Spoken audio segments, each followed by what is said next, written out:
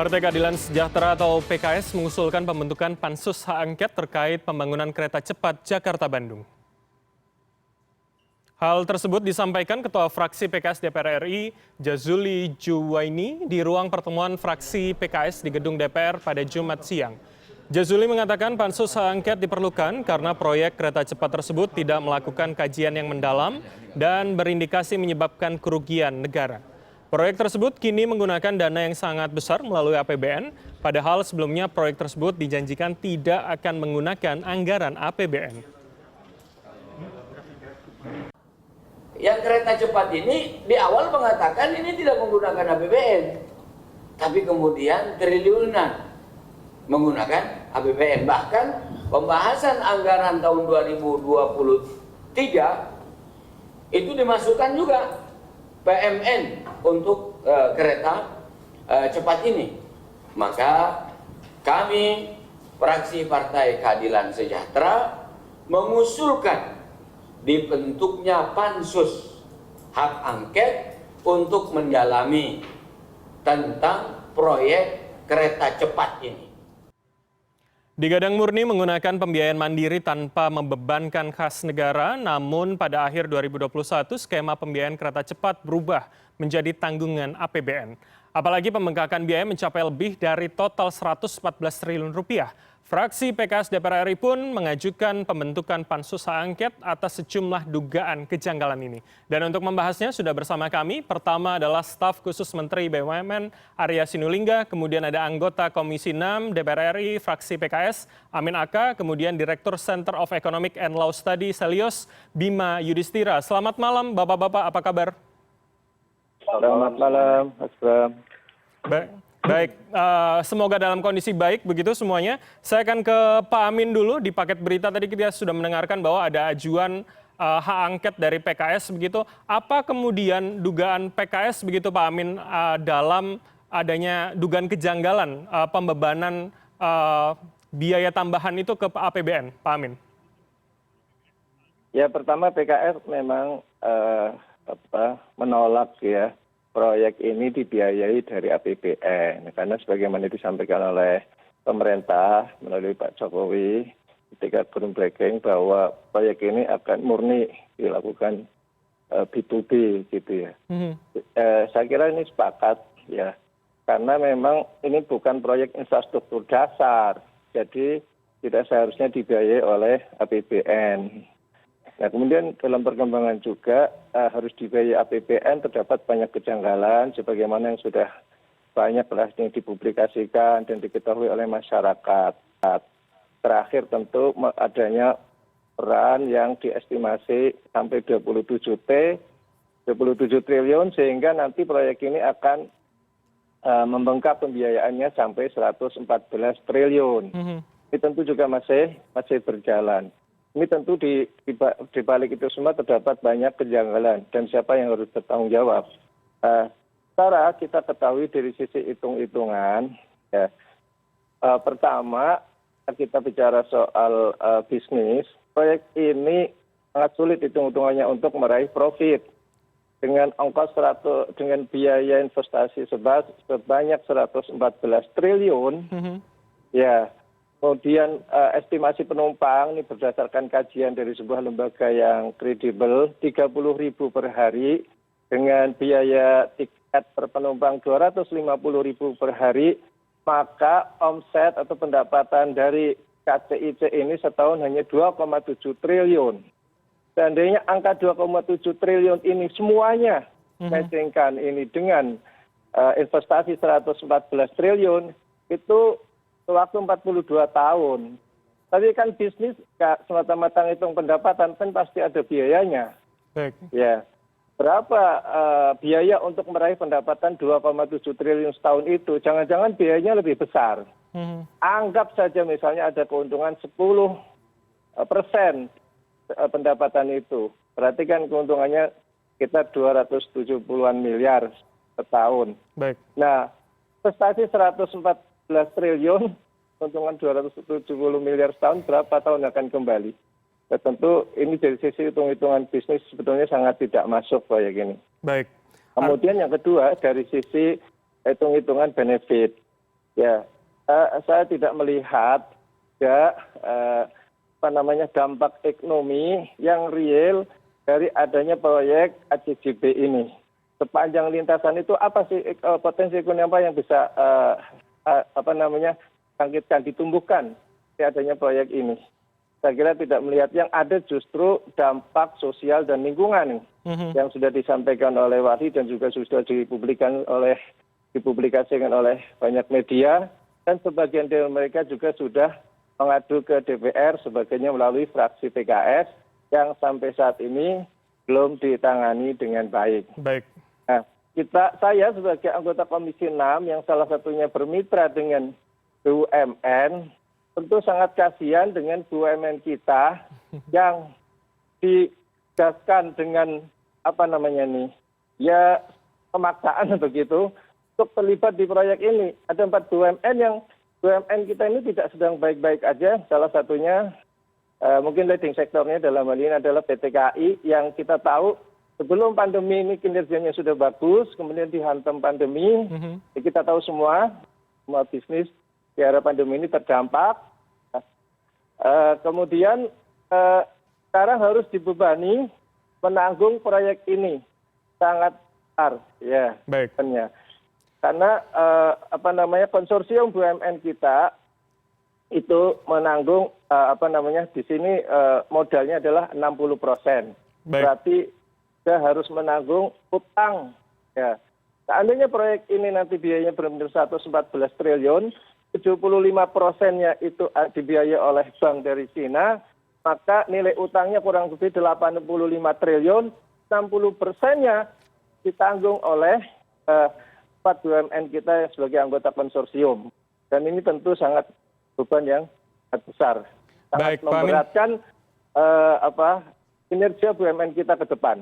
Demikian, Mas Bram. Baik, artinya kejanggalan pada penganggaran dan juga skema balik modal begitu yang dikhawatirkan oleh PKS tidak hanya kemudian membebani konsorsium saja, BUMN, malah negara nanti juga akan terbebani begitu ya, Pak Amin. Saya kan minta... Karena BUMN ini milik negara, tapi ujung-ujungnya negara harus turun tangan. Ya, karena pemegang saham BUMN adalah negara. Dan ketika negara ini turun tangan dengan APBN, ujung-ujungnya nanti dampaknya juga ke rakyat semuanya. Baik, saya kan ke Pak Arya. Pak Arya, bagaimana tanggapannya Pak Arya? Walaupun tadi dikasihani begitu BUMN, tapi rasanya bebannya juga berat sekali rasanya.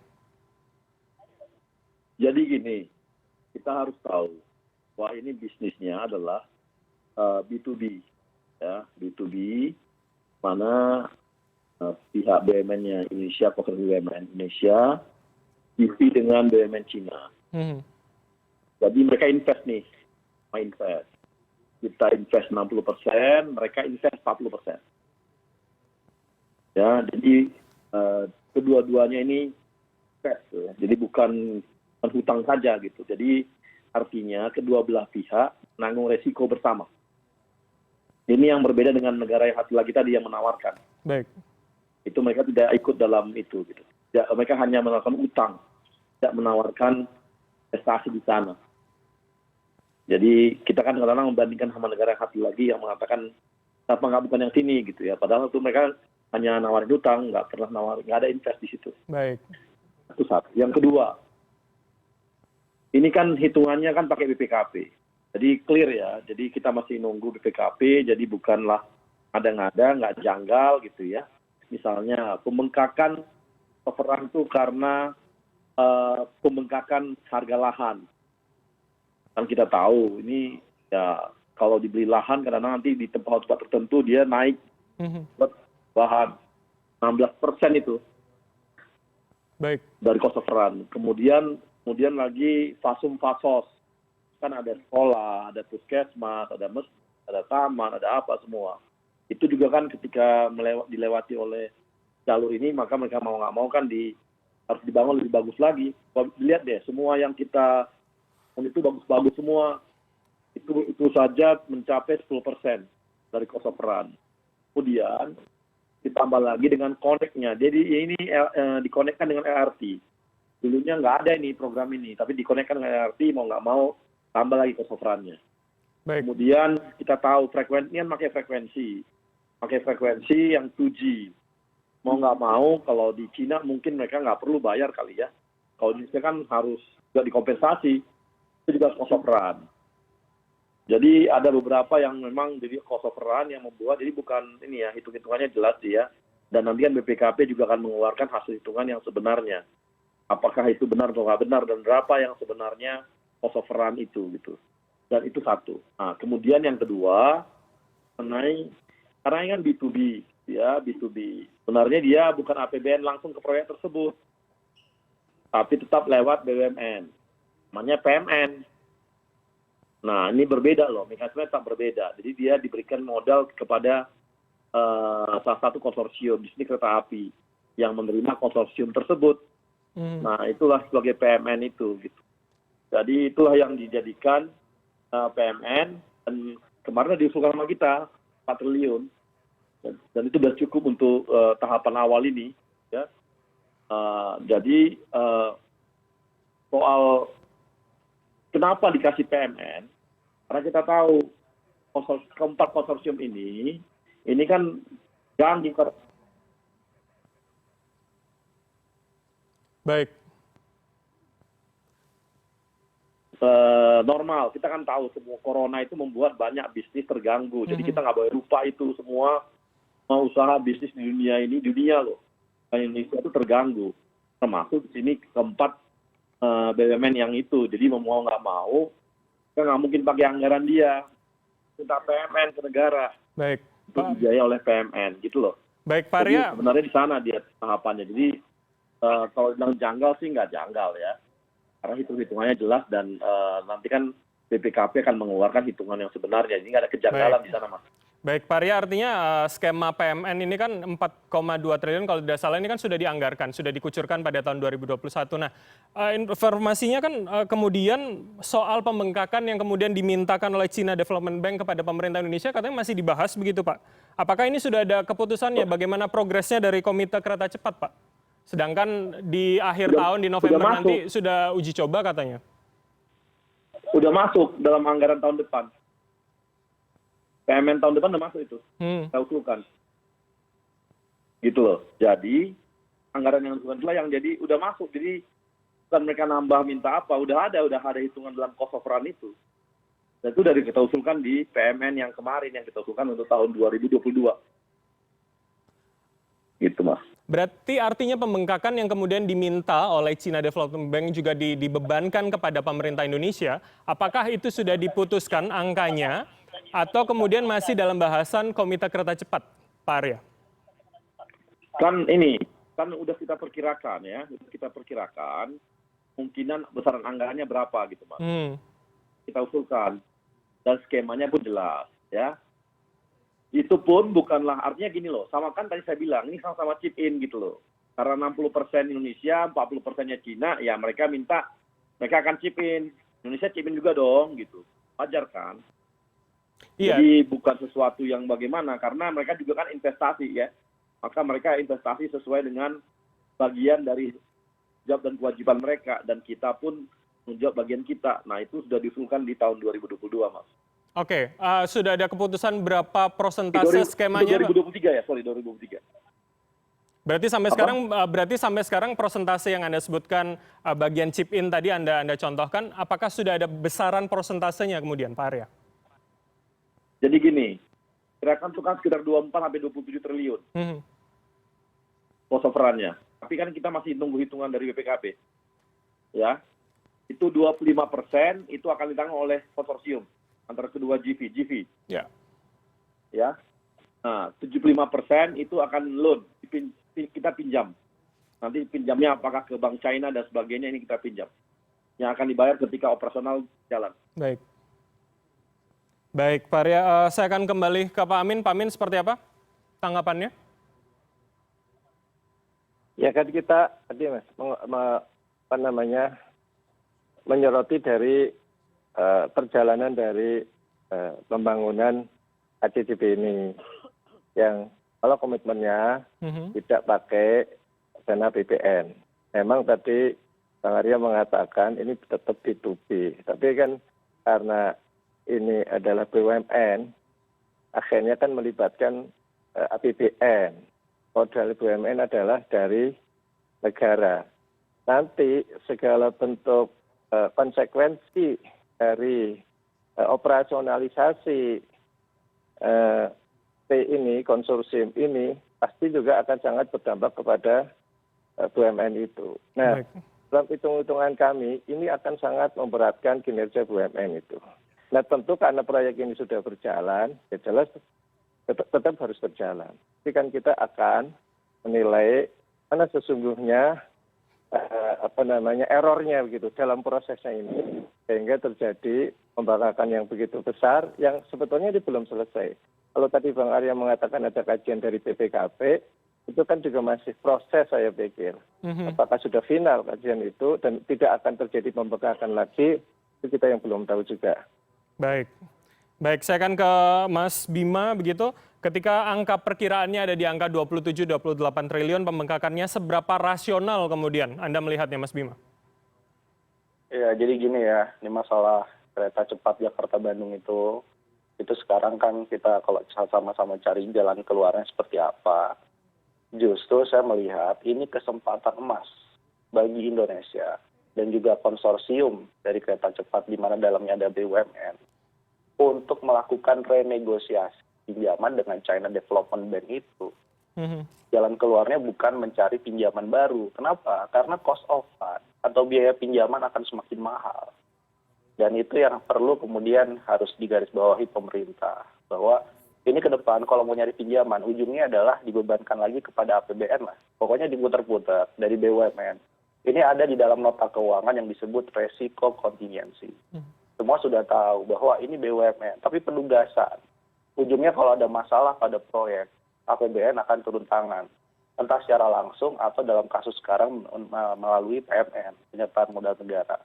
Nah yang kedua, sebenarnya dibandingkan melakukan pengambilan utang baru, di dalam presidensi G20, Indonesia kan sekarang memperjuangkan untuk meringankan beban utang negara-negara berkembang, bukan hanya negara-negara miskin di situ. Nah, ini bisa jadi kesempatan. Karena apa? Karena kalau tadi ya dari Pak Arya bilang bahwa ini salah satunya karena akibat pandemi ada cost overrun yang membengkak. Ya mungkin karena ada biaya tingkat suku bunga sekarang falasnya juga naik. Ya ada depresiasi nilai tukar juga yang membuat konten impornya jadi lebih mahal. Maka ini kesempatan untuk mengajukan debt relief atau pengurangan pokok dan bunga utang. Itu yang harusnya dilakukan Indonesia, bukan kemudian kita ikut genderang dari China yang kemudian menyuruh ya secara tidak langsung, tolong dong ini karena ada beban biaya membengkak, ini adalah proyek Anda, maka Anda harus bertanggung jawab mencari pinjaman baru. Itu namanya sudah jatuh tertimpa tangga. Baik. Jadi harusnya dicari cara-cara yang kreatif sehingga ini tidak menjadi beban terlalu berat bagi likuiditas BUMN. Baik. Juga tidak menjadi likuiditas yang membebani bagi APBN. Karena APBN itu sekarang sudah 520 triliun untuk subsidi energi, tahun depan mulai pembiayaan pemilu 110-an triliun sampai 2024 dan itu nggak kecil, belum belanja-belanja rutin, belanja pegawai dan setiap tahun 405 triliun APBN itu habis untuk bayar bunga utang. Baik. Jadi kita sama-sama cari solusi yang terbaik lah, bukan saling menyalahkan, tapi solusi terbaiknya apa nih? Saya kalau nggak setuju juga kalau misalkan hak angket hanya ribut-ribut ya di DPR nggak ada jalan keluar.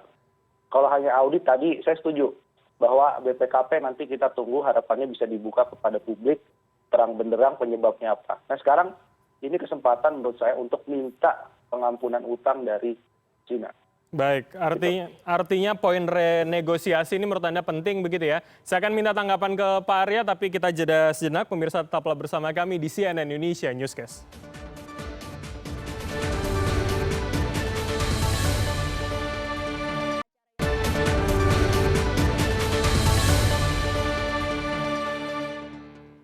Terima kasih Anda masih bersama kami di CNN Indonesia Newscast. Saya akan kembali, kita mendiskusikan soal pembengkakan biaya dari kereta cepat Jakarta-Bandung. Tadi sebelumnya Mas Bima mengatakan ini momentum begitu untuk renegosiasi kepada pihak Tiongkok. Saya akan minta tanggapan dari Pak Arya. Pak Arya, sebenarnya seberapa memungkinkan kita juga membuka ruang negosiasi ulang begitu, Pak Arya? Waduh, Kita karena ini kan B2B juga ya, dia kan namanya di B2B juga, jadi bukan di G2G. Beda kalau tadi G2G, maka dia akan berbeda gitu. Jadi ini kan zamannya B2B, jadi ya nanti kita lihat aja bagaimana konsorsium ini berdua mereka melakukan itu gitu. Baik. Karena dia bukan G2G ya. Beda dari kalau misalnya G2G gitu. Baik. Itu Mas. Baik, artinya masih belum ada semacam titik terang jika idenya adalah renegosiasi begitu ya. Tadi Mas Bima juga sempat menyebutkan mencari sumber pendanaan lain begitu agar tidak terlalu membebani APBN kita yang sudah rasanya terlalu banyak beban di tahun depan. Pak Arya, bagaimana tanggapan Anda? Iya, kan yang kita katakan, makanya nanti cost overrun yang besar itu tadi yang 75% itu tidak lagi masuk dalam pembiayaan APBN-nya, tapi di loan-nya. Bukan APBN, tapi di PMN-nya, tapi di loan yang 5% tadi. Ya. Cari pinjaman baru untuk itu gitu. Jadi loan-nya, jadi kita carilah pinjaman dari perbankan, misalnya ke Bank China tadi, untuk pembiayaan itu. Jadi yang nggak semua dimasukkan dalam APBN. Itu juga langkah yang kita usulkan supaya bisa berjalan gitu, konsorsium. Oke, baik. Berarti ada opsi kemudian pinjaman yang kemudian potensial juga diajukan kepada China Development Bank begitu ya, Mas? Ya, dan nanti itu akan dibayar pada saat operasional di operasional kereta cepatnya gitu. Baik, sambil berjalan begitu ya skema pembayarannya. Baik, Mas Bima, tanggapan Anda seperti apa? Ya, kalau saya melihat begini, di dalam klausul G20 itu yang sedang diperjuangkan Indonesia salah satunya, itu tidak hanya bicara bahwa pengurangan utang negara berkembang oleh pemerintahan negara lain. Tapi di situ boleh swasta bergabung, apalagi China Development Bank. Itu adalah state-owned enterprise. Dia adalah bagian dari badan usaha milik negaranya pemerintah China atau Tiongkok. Jadi ada kesempatan sebenarnya terbuka. Dan kita jujur saja bahwa memang Indonesia sekarang bebannya lagi berat. Kemarin dapat untung dari batu bara, dari harga sawit, iya pajaknya lagi bagus. Sekarang harga mulai turun. Jadi kita mulai bersiasat lah dan menggunakan momentum ini, mumpung Indonesia jadi presidensi G20, bahwa kereta cepat Jakarta-Bandung, terlepas dulu pada waktu awal perencanaan, entah Pak SBY ya, yang mulai inisiasi, kemudian dilanjutkan Pak Jokowi, terlepas dari siapapun itu, intinya adalah ini bisa menjadi beban ke depannya, dan setelah operasional pun, dengan situasi sekarang permintaan, itu masyarakat konsumen belum pulih seperti pra-pandemi. Berapa tempat ya, apalagi untuk segmentasi konsumennya, misalnya kereta cepat, dia menengah ke atas. Mungkin sebagian sekarang masih takut-takut berpergian karena ada COVID dan lain-lain, itu masih ada. Jadi kan artinya perencanaan ini berubah total. Dan karena perencanaan berubah total, maka biaya-biayanya juga akan berubah. Nah itu yang kemudian perlu direnegosiasikan dengan si pemberi pinjaman tadi. Harapannya sih pemerintah bisa misalnya banyak cara kreatif lah. Bukan hanya renegosiasi utang untuk kereta cepat, bisa jadi ditukar. Misalnya Indonesia punya utang dengan pemerintah China di proyek lainnya. Nah itu bisa di-swap, bisa ditukar dengan keringanan kereta cepat Jakarta-Bandung. Baik. Intinya jangan sampai ini mega proyek gitu ya, tapi kemudian justru menjadi beban. Dan legasinya jadi kurang enak nanti pasca 2024 gitu. Jadi kita inginkan memang ada hal yang bisa diselesaikan sekarang. Pemerintahan ini bisa memfasilitasi meskipun itu konsorsium, tapi tetap ujungnya ini adalah beban dari pemerintahan Indonesia juga. Baik. Ini yang harus difasilitasi untuk mendapatkan banyak sekali keringanan terutama dengan China. Baik, Mas Bima, tapi sebelumnya tadi Pak Arya mengatakan ketika B2B begitu akan sedikit ruang untuk bisa bernegosiasi. Maksud Anda berarti apakah negosiasi ini pada poin ini atau kemudian pada perjanjian-perjanjian berikutnya? Ya pada poin ini. Jadi walaupun ini awalnya bisnis to bisnis, tapi kan tadi ini awalnya bisnis to bisnis. Cuman mau diputar bagaimanapun juga, karena ada resiko kontingensi, maka APBN masuk melalui penyertaan modal negara. Jadi di sini ada poinnya APBN sudah terlibat atau akan terlibat di dalam 2023 nanti. Dan di sini artinya ada momentum pemerintah memfasilitasi untuk dialog bertiga, yaitu pemerintah Indonesia, konsorsiumnya dengan pihak China, khususnya China Development Bank. Ini enaknya seperti apa dan bisa nggak minta kemudian berbagai keringanan, karena beban utang pemerintah maupun BUMN-nya pun ke depan akan semakin meningkat, ya, inflasi, tingkat suku bunga, kurs dan lain-lain jadi pertimbangan. Nah itulah yang artinya apa? Harus ada jalan kreatif. Kalau ujungnya hanya menambah pinjaman, saya kira itu bukan win-win solution buat Indonesia. Gitu. Baik, saya akan ke Pak Amin. Pak Amin, Anda melihatnya seperti apa? Kalau tadi kemudian disebutkan juga harapannya tidak hanya ribut-ribut mencari siapa yang salah, tapi juga ada solusinya. Apakah nanti kemudian akan juga ada semacam solusi yang ditawarkan fraksi PKS begitu dalam proses ke depannya? Pak Amin. Ya, mungkin sedikit saya luruskan ya. Pembentukan pansus itu justru kita ingin mencari solusi, bukan mencari siapa yang salah. Ya memang mencari permasalahannya, iya, siapa yang bertanggung jawab, iya. Tapi pansus itu intinya adalah rekomendasi ini loh. Gitu. Intinya itu. Tapi memang sejak awal kita sudah mengkritisi proyek ini karena akan membebani BUMN dan akan membebani rakyat akhirnya gitu ya. Dengan modal seandainya sampai nantinya biaya investasi proyek ini sampai benar-benar 114 triliun, anggaplah angka itu gitu kan. Kemudian 75%-nya biaya dari pinjaman development bank, ya kurang lebih 85 triliun, kemudian 60% dari 85 triliun adalah merupakan utang, ya, utang pemegang saham, ya, yaitu dalam ini saya mikir BUMN kita. Dengan kinerja BUMN kita yang sekarang mayoritas rugi, termasuk yang terlibat di konsorsium ini, ya sebagian besarnya adalah rugi dan kondisi likuiditasnya sangat terganggu, apalagi kena pandemi. Ya. Ini tentu ya, utang 50 triliun yang harus ditanggung oleh 4 BUMN kita di proyek ACDB ini sangat memberatkan mereka. Baik. Ya, dengan bunga 2% per tahun. Maka tadi usulan Mas Bima itu sangat-sangat positif, sangat bagus. Baik. Ya, itu saya kira yang bisa kita tempuh. Jadi intinya dengan ini kita bukan ingin tipu-tipu, tapi ingin mengetahui masalah yang sesungguhnya itu apa. Dan tentu nanti hasilnya adalah rekomendasi. Baik. Gitu. Baik, harap sampai pembakaran biaya ini juga ada unsur-unsur kesengajaan, ada unsur moral hazard. Bagaimana kemarin kami fraksi PKS juga mengusulkan pansus minyak goreng, walaupun tidak disambut oleh fraksi yang lain, ya kan akhirnya tahu gitu, ya ada orang yang melarikan dananya ke Singapura sebesar 54 triliun gitu, yang dia adalah bagian dari penguasa CPO. Baik. Nah, itu Mas Bram. Baik, harapannya kemudian melahirkan rekomendasi yang solutif begitu ya nanti dari pansus. Saya akan ke solutif, Pak. Dan nggak ada ribut-ribut. Baik, baik, harapannya tentu itu tidak ada ribut-ribut begitu. Baik, saya akan minta tanggapan Pak Arya usai jeda nanti terkait ketika pansus sudah jadi bagaimana persiapan dan juga langkah apa yang disiapkan oleh Kementerian BUMN. Tetaplah bersama kami di CNN Indonesia Newscast akan kembali usai jeda.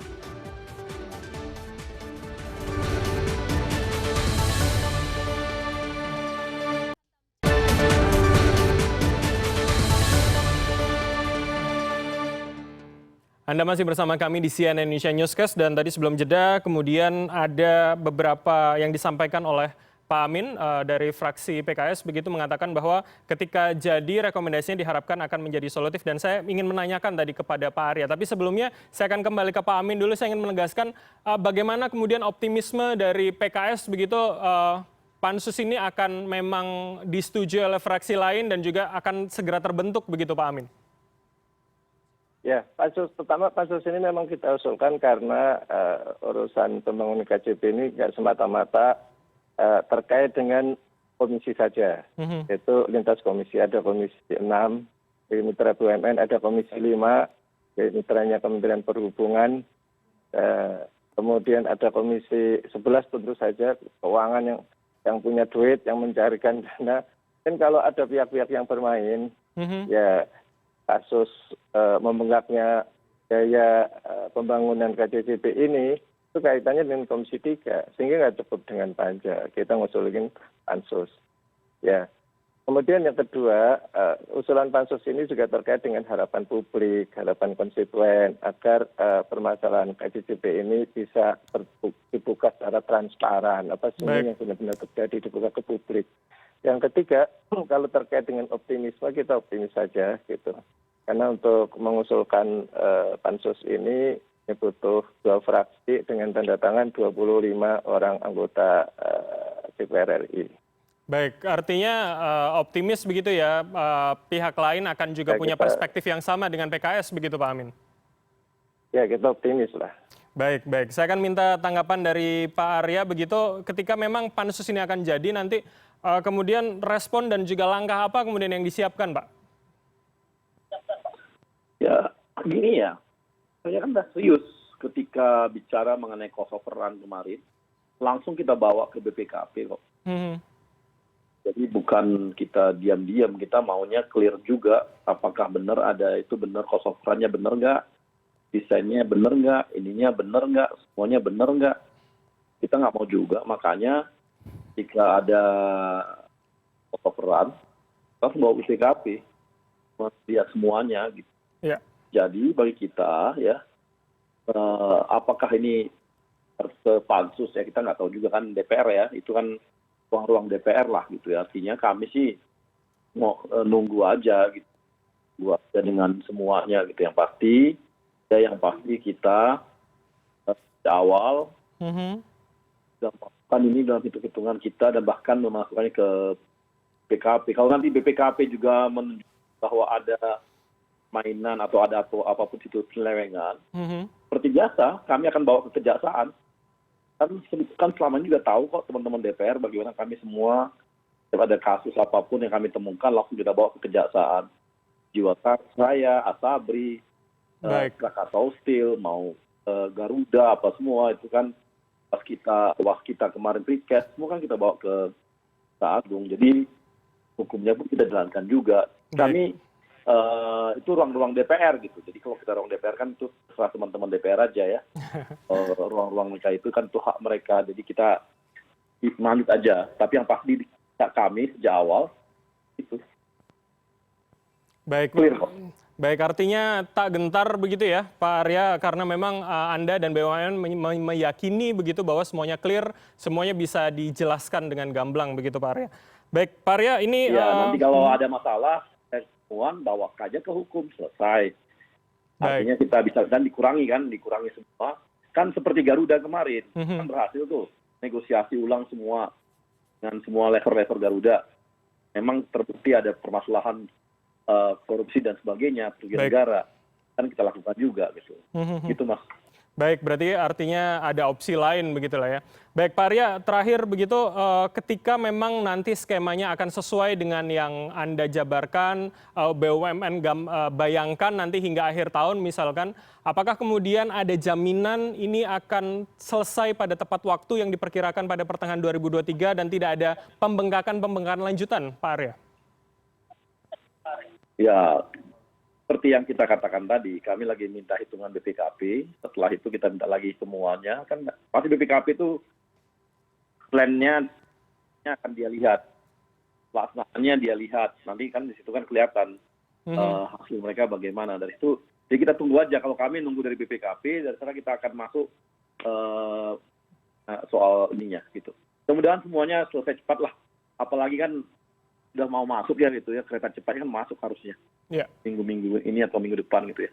Baik, juga terkejar waktu sepertinya begitu ya. Saya akan ke Pak Amin. Pak Amin, tanggapannya seperti apa? Apakah kemudian jikalau kemudian ini lancar akan bisa menjamin tidak akan molor dan tidak ada pembengkakan di kemudian hari begitu? Ya itu tentu yang paling tahu eksekutif ya, para pelaksananya. Harapan kita sih proyek ini semakin cepat selesai, semakin baik, efisien mungkin lah. Baik. Ya, tidak ada lagi pembengkakan karena ini tentu semakin memberatkan BUMN kita, memberatkan APBN pada akhirnya dan juga dampaknya tentu saja kepada rakyat Indonesia. Baik, harapannya bisa seefisien mungkin begitu dari Anda begitu Pak Amin ya. Baik, saya akan ke Mas Bima terakhir. Mas Bima, seberapa optimis ini akan tidak membebani kita lagi begitu dan opsi-opsi yang Anda sebutkan di penjabaran Anda juga bisa terpenuhi begitu, Mas Bima?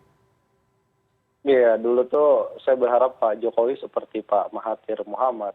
Ya, jadi pada waktu awal ya, untuk tegas menolak ya proyek yang memang secara biaya, secara efektivitas. Ya, tapi sekarang sudah ongoing, sudah 70-80% kan gitu. Jadi ini pelajaran. Ini pelajaran terpas. Ini bagaimana nanti ke depannya tentunya akan tetap menjadi biaya, saya kira. Cuman ini jadi pelajaran. Ya. Proyek-proyek mega proyek besar lainnya tolong diukur lagi.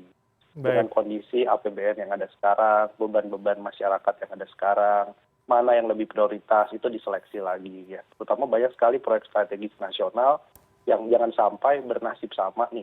Baik penugasan atau APBN langsung bernasib sama dengan kereta cepat ini. Ujungnya adalah beban kepada APBN. Baik. Itu sih ini jadi pelajaran yang sangat berharga.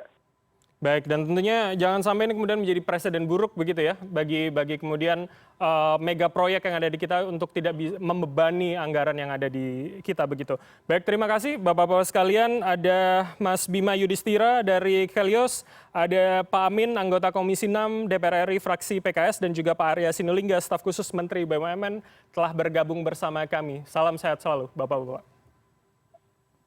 Terima kasih. Terima kasih, Mas.